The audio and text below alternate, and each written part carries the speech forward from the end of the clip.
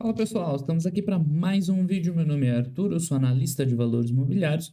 Hoje a gente vai falar sobre o resultado da Signet. Eu faço a menor ideia como se pronuncia, mas é uma empresa varejista de joias, tá? Uma empresa que vende joias, tem uma operação relativamente verticalizada, já vou falar mais disso. Mas enfim, a gente comentou dela num vídeo, numa live, que a gente falou sobre assim, não foi a live de Specialty Retail, que foi esse ano, mais recentemente, que é quando a gente falou da Thor, já dando spoiler do vídeo de amanhã. Mas assim, eu fiz uma live desse estilo, tá? Com empresas de varejo um pouco diferentes, que eu falei dela e da RH, da Restoration Hardware, que a gente já viu aqui, certo? Então, quem quiser dar uma procurada aí no canal, não tem o link aqui, mas depois eu coloco aí nos cards, inclusive. E é bem interessante o business dela, tá? Eu tô enrolando um pouquinho, é porque ela não tem aquela apresentação de resultados e tal. Então, né, o resultado foi divulgado agora, acho que sexta-feira, quinta-feira. E tem só um press release e tem o webcast, quem quiser ouvir, mas não tem slides, tá? Não tem apresentação. Tem a transcrição também, quem quiser ler, né? Acho que fica mais. Sempre fica um pouquinho mais rápido, né, ler do que ouvir. Eu gosto de ler, em especial aí, os calls, né? Recomendo vocês também, que é bem interessante. Mas não tem apresentação, que é o que a gente mostra, os gráficos, né? Um resuminho do negócio. Infelizmente, ela tem bem poucas apresentações. Eu acho que a última apresentação que tem, ó, aqui não tem nada em 2022. 2021, ó, acho que é aqui desse Virtual Investors, que foi justamente o que eu comentei nesse vídeo que eu falei, que eu vou botar o link aí. Tá, tem o vídeo do Investor Day, quem quiser ouvir, isso aqui é bem legal, separadinho por segmento, mas enfim, né, do ano passado, de abril do ano passado, então já foi mais de um ano. Bueno, mas a empresa é boa, então vale a pena mesmo assim. A gente olha aqui o press release, eu complemento olhando lá no Fundamentei. Mas por que eu acho tão interessante? A Signet, sim, faço a menor ideia como se pronuncia, já vou pedir desculpas aqui. Ela é uma empresa que passou por um turnaround operacional recentemente. Tá nos últimos 5 anos, 4 anos, é mais ou menos por aqui. Então, e os caras deram uma revisada boa nos negócios, né? Então, você vai ver um histórico meio inconstante, mas eu tenho falado bastante disso aqui, né? O pessoal foca muito no histórico quando tem muita coisa acontecendo. Então, quando você tem empresas que estão se renovando, que estão mudando, se você olhar para o histórico, você não vai ver nada, né? Você vai ver uma empresa inconstante e tal. Mas se ela mudou e hoje é diferente de anos atrás, né? Não faz muito sentido você comparar como ela era anos atrás. Então, é exatamente o que aconteceu aqui. Os caras deram uma revisada boa naquela apresentação lá que eu mostrei aqui no Investor Day, que, né, já ficou para trás, mas enfim. Explica um pouco como a empresa melhorou. Então, você vê que não foi uma melhora que caiu do céu, assim, o mercado melhorou, estamos ganhando dinheiro. Nunca ganhamos nada, de repente estamos ganhando dinheiro.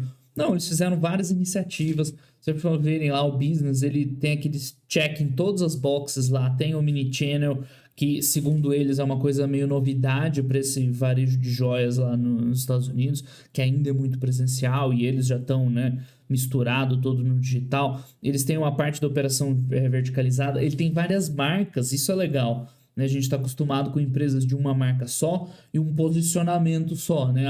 Lojas, joias mais top, joias intermediárias, mais simples. Eles têm várias marcas, várias redes varejistas diferentes. Então eles conseguem oferecer coisas simples, coisas, quer dizer, joia nunca é simples, né? Mas assim, joias de entrada, vamos dizer assim, de mid, um pouquinho mais alto, nem tanto, né? Eles são mais de meio para baixo, mas enfim, tem várias marcas em diferentes localidades, operam nos Estados Unidos e na Europa também. Então, eles deram uma revisada boa, eles fecharam várias lojas, isso eu já expliquei em outra live aqui também. Muitas varejistas encontraram esse caminho nos últimos anos para continuar ganhando dinheiro. Fecharam lojas físicas, economizaram em despesa e substituíram as vendas pelo online, pelo omnichannel, que você consegue, né, gerar mais sinergia. Então, voltando a falar das vantagens competitivas, os caras têm Trabalham muito com Analytics, então eles explicaram que esse trimestre eles usaram muito porque eles estavam vendo, já antecipando uma demanda mais fraca mais para o final do TRI, quando teve aquelas questões de guerra na Ucrânia, de estímulo, né, o ano virando em cima do estímulo. E o que aconteceu? Eles já mandaram um sinal para a engenharia para mandar peças com um ticket mais em conta, mas preservando a margem deles. Então, assim, eles conseguem reagir muito rápido às tendências de consumo. Enfim, bem legal, tá? Ver o material deles, ver o call lá. Então, uma empresa interessante. Se você olhar para o histórico, não parece grande coisa, mas hoje ela tá voando, tá redondinha, gerando bastante caixa, tá 1 bilhão de caixa gerado. É bastante coisa. Eles tiveram um ápice, sim, da pandemia, tá? Esse ano foi extraordinário, tá? Você vê um EBITDA mais baixo e geração de caixa alta, né? Ela tem que olhar daqui em diante, tá? Do ano anterior para esse agora. Né? Então, o crescimento de receita, o guidance para esse ano de 2022, que é o fiscal 2023 deles, é acima de 8 bi, então de crescimento, e foi um ano forte. Então, a pandemia, ela levou um crescimento no consumo desses produtos, segundo o pessoal lá nos Estados Unidos, porque o povo deixou de viajar um pouco e passou a gastar com joias, por exemplo, entre outras coisas. Ok, eu acho que, enfim, né, é uma afirmação meio forte, né, dizer que isso que aconteceu, o povo não podia viajar, começou a gastar mais em joias. Mas, enfim, foi forte o resultado, com margem operacional boa ali, acima de uns 10%. Claro, é varejo, né? Eu vi um pessoal comentando isso. Ah, mas a margem bruta dela não é boa. Mas não tem como comparar com uma Vivara da vida. A margem bruta deles é uns 40%, só para deixar adiantar. Não tem como comparar com uma Vivara, porque a Vivara é uma empresa que produz joias e vende. Não, eles são uma rede varejista. Eles têm alguma coisa verticalizada, mas não é o foco produção, tá? O foco é a comercialização. Tem que entender isso. Uma margem aí operacional de double digits já é suficiente. Guidance pra esse ano é bom de margem, então tranquilo. Eles recompraram muito nesse primeiro tri. Acho que não saiu aqui ainda, né? Esse é o resultado do mês anterior, mas compraram bastante. É uma empresa que tem um valor já bem interessante nesse momento aí que tá todo mundo surtando com as quedas do mercado. Ela vale basicamente 3 bi e tá gerando um bi de caixa limpo, sequinho, né? Num patamar interessante. Não é de se jogar fora. Mas enfim, vamos olhar aqui o press release, senão eu fico só contando história e vocês vão me desmentir, né? Eu falo que não é para acreditar nas histórias, que é para olhar os números. Então vamos ver os números aqui. Então esse primeiro tri, tá? O primeiro trimestre de 2023 deles, né? Equivalente aí ao nosso primeiro trimestre de 2022, eles conseguiram entregar crescimento de receita, tanto orgânico quanto de uma aquisição lá, de uma linha nova lá, Direct, não sei das quantas. A margem bruta sofreu um pouco, mas segundo eles não é efeito muito da pressão de margem em si, mas é porque essa aquisição baixou um pouco o ticket deles e reduziu a margem, tanto que o operacional subiu, tá? Cresceu o resultado operacional, melhorou a margem operacional, bons resultados, o que a gente viu de varejista, a gente viu mais vestuário, calçados e tal, mas foi bem diferente, né? Algumas seguraram a receita, mas todas perderam no operacional, algumas com prejuízo e tal. E eles, aparentemente, tudo tranquilo, recompraram bastante, tá? E aumentaram a autorização para recomprar mais. Isso quando uma empresa tá com um price earnings mais baixo, né? Eu expliquei isso aí na live dessa semana. A recompra tende a dar muito impacto, né? Porque você consegue, com uma geração de caixa de 1 bi, eles recompraram 300 milhões, 300 milhões é 10% do valor de mercado da empresa num trimestre.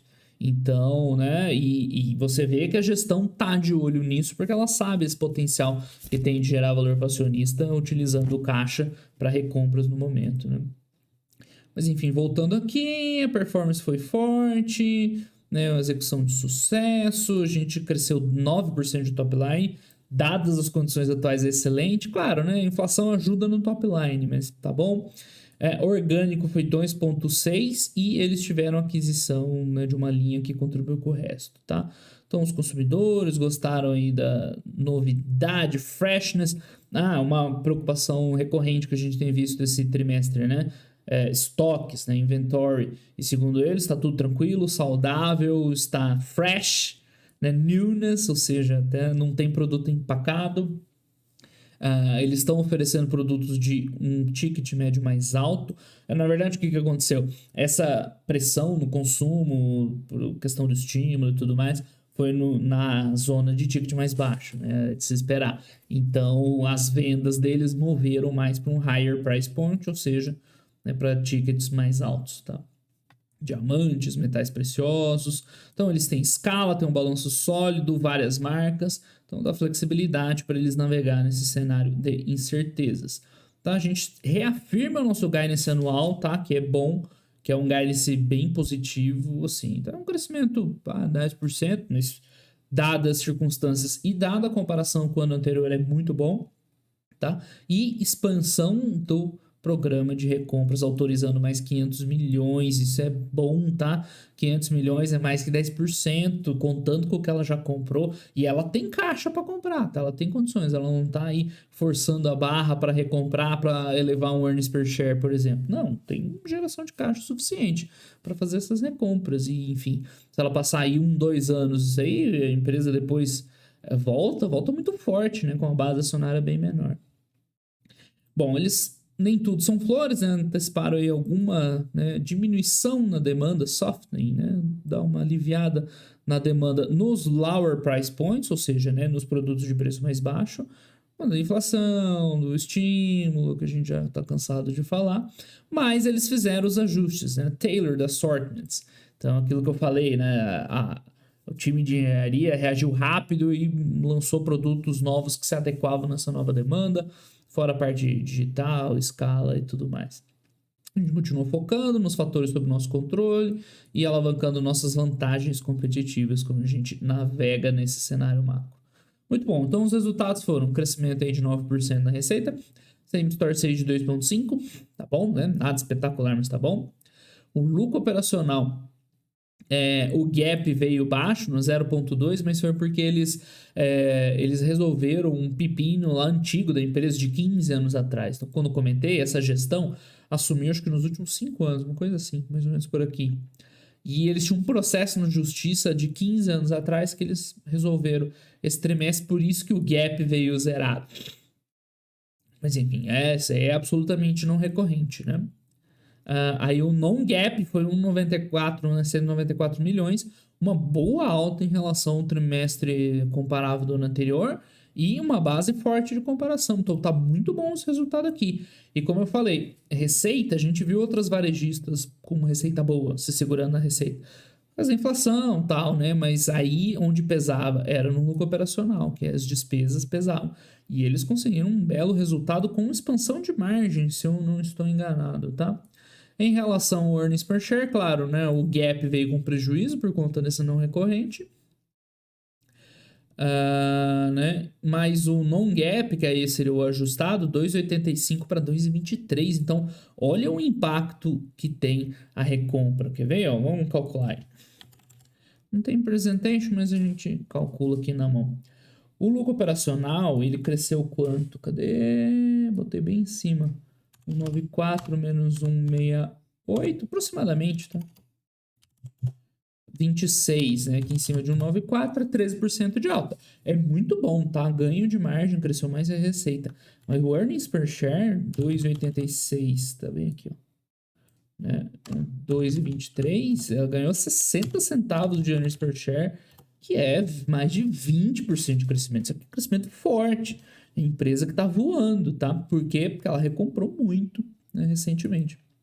Então, ela é uma empresa que está num valor bem interessante com muito crescimento. Por isso que eu não gosto daquelas classificações, empresa growth, empresa value, ou no Brasil, empresa de dividendos ou de crescimento. Cara, você tem empresas que estão crescendo muito e que tem um valor interessante. É o caso dela aqui. Para mim, é o que você tem que buscar, né? O que está crescendo e que tem um valor legal. É o caso dela. Então, tá com dinheiro em caixa. Na verdade, aqui a gente tem que olhar com calma, porque tem leasing operacional, mas tem dívida também. Eu acho que a dívida dela é sob controle. A gente pode olhar lá o thank you no final aqui. Então, né, eles consumiram um pouco de caixa no operacional, né, mas o fluxo de caixa aí varia bastante no varejo. E recompraram 300 milhões de ações. 318 é o mesmo que tá aqui. Não, é novo, tá? Isso aqui é o trimestre anterior, eu acho. Enfim, veremos, mas eu acho que o trimestre anterior, tá? Teve uma nova recompra grande nesse trimestre aqui. Enfim, falei bastante já, né? Acho que eu falei, olha como a base de comparação foi absurda, né? O ano passado foi muito forte. E esse ano eles cresceram em cima. Se tivesse caído um pouquinho acomodado, ainda estaria bom, tá? Então, muito bom. Aí no non-gap, expansão de margem, o non-gap em earnings per share dela, que show, por causa das recompras. Isso a gente pode esperar melhor ainda daqui para frente, né? Porque ela vai continuar recomprando e o guidance é bom. Então, assim, tudo indica que vai, né, continuar evoluindo o earnings per share acima do receita de operacional. E que mais que tem de bom aqui, né? Separado entre North America e International, né? Claro, aqui parece que cresceu muito, mas é porque eles tinham uma operação pequena, né? É bem menos, né? 1,7 da receita vem do North America e só 100 milhões internacional. Aí agora eles compraram essa Diamonds Direct e dobrou o resultado internacional, mas é claro que não está crescendo 100% aí organicamente. Tá, o SG&A foi diluído, isso que a gente comentou, excepcional. Isso aqui chama muita atenção, que é onde toda empresa está apanhando, as empresas de varejo. Isso pode ser porque, de fato, as vantagens competitivas deles são excepcionais. Pode ser porque esse segmento de joias, né, acaba sendo menos impactado, né? É difícil a gente bater o martelo. Mas só para dar uma informação que eu li no call, o mercado de joias, o mercado onde eles estão, caiu de de low para mid single digit, ou seja, caiu, diminuiu. E eles cresceram, né, quase 10%, ou seja, eles estão ganhando um share violento em cima do mercado. Então, provavelmente é mais da empresa que do mercado em si. Então tem aí as questões lá dos não recorrentes.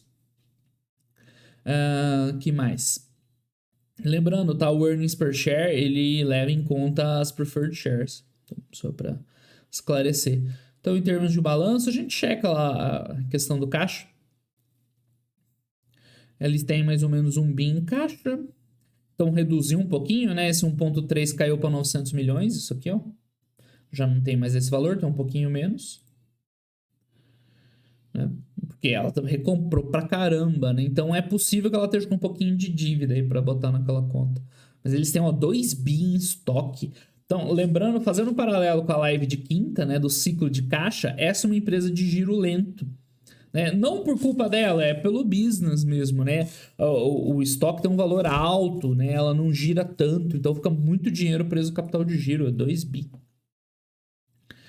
Enfim, eles pagam um dividendinho, mas é meio merreca. O grande lance são as ações, né? Recompraram 4 milhões de ações, né? Ou 318 milhões de dólares. Então, aqui agora dá pra gente ver a base acionária, né? Fazer a propaganda do Fundamentem. Tem 47 milhões de dólares, pode tirar dessa conta aí 47 milhões de ações. Pode tirar aí mais 4 milhões de ações dessa conta, hein? Muito bom. Que mais? Crescimento sustentável, ESG, all guidance para 2023, né? É uma receita entre 8 a 8,25, ou seja, crescimento não expressivo, mas né? Um crescimentinho. É bom ser, né, modesto. E lucro operacional aí encostando no 1 bilhão, né, que seria tipo um EBIT aqui, o melhor proxy. Crescimento também. Com essas recompras, o que vai acontecer? Earnings per share, boom, para cima também, né? Earnings per share, preço médio aí, ponto médio do earnings per share 13, mais ou menos, né? Um pouquinho acima de 13, que já dá um belo crescimento aí, quase uns 10%. E é isso sobre a Signet, né? Muito bom o resultado dela, claro, né? Tem que botar em conta. Aqui talvez tenha o demonstrativo, tem o balanço patrimonial, a gente não precisa nem abrir o Sec Feelings. Mas, né? Pô, se a gente viu o guidance, é 10% de crescimento no earnings per share, não é tão espetacular. Mas tem que ver que a empresa, né, voou no ano passado, tá crescendo em cima, as condições lá no exterior, né, não estão fáceis para varejo, e ela tá indo super bem. Então recomendo vocês lerem o call lá, tem aqui a transcrição, não precisa ouvir, e é bem interessante mesmo. Vamos só tirar a dúvida do caixa. Ó, ela tem 900 milhões em caixa, tá? Então reduziu em relação ao ano passado. E ela não tem investimentos, então é isso aí mesmo, caixa. O resto aqui, intangível, direitos de uso, que a gente falou na live de terça, né? O IFRS 16, Goodwill, que a gente falou na live de quinta, ó, como é que fica fácil analisar depois, né? Outros intangíveis, mais o Goodwill e tudo mais. Mas aqui no passivo, vamos ver. Isso aqui é capital de giro, contas a pagar, outras despesas, receita diferida. Isso aqui é o aluguel, né? E o que eles têm de dívida, né? De longo prazo, 147 milhões. E Operating Leasing Liabilities é 900 milhões. Ou seja, né? É muito sólido. Os caras não têm passivo, né? Eu sabia que ela estava numa situação boa, mas não chega a tanto. Porque ela tem bem mais caixa e a dívida dela é basicamente, né? Não tem mais nenhuma dívida que eu não tô vendo aqui. Não, é tudo Operating Leasing Liabilities. Ou seja, é melhor ainda a situação. Ela tem caixa líquido positivo. O Enterprise Value dela é menor que esses 3 bi. Nossa senhora. Então tá aí, pessoal. Chega, né? Essa cereja no bolo para encerrar o vídeo. Signet, bem interessante o business. Resultados muito bons. Claro, o ponto negativo é que ela não tem... O histórico dela não é bom, mas é aquilo que eu falei. A empresa mudou, os caras fizeram um turnaround e ela tá com números excepcionais. Então é só ir acompanhando. Né? Se ela não entregar esse guidance de 2023, aí né, é um problema. Se ela, né, nos próximos tris não tiver resultados bons, né? Mas enquanto isso não acontece, né, salvo segunda ordem, tá? A empresa está excelente, está numa condição legal, gerando caixa, recomprando pesado, com números bons, crescendo earnings per share, né? Tem aí várias marcas, a atuação, né, verticalizada, tem essa questão da tecnologia, tem o omnichannel, é muito bom assim a análise dos números dela. Beleza, pessoal? Então essa foi a empresa de hoje, Signet. Nunca vou saber pronunciar. Eu vou prestar atenção no call lá, como é que eles chamam o nome da empresa para no próximo vídeo falar melhorzinho. Então é isso aí, pessoal. O vídeo de hoje foi esse. Grande abraço a todo mundo. Até os próximos vídeos. Valeu!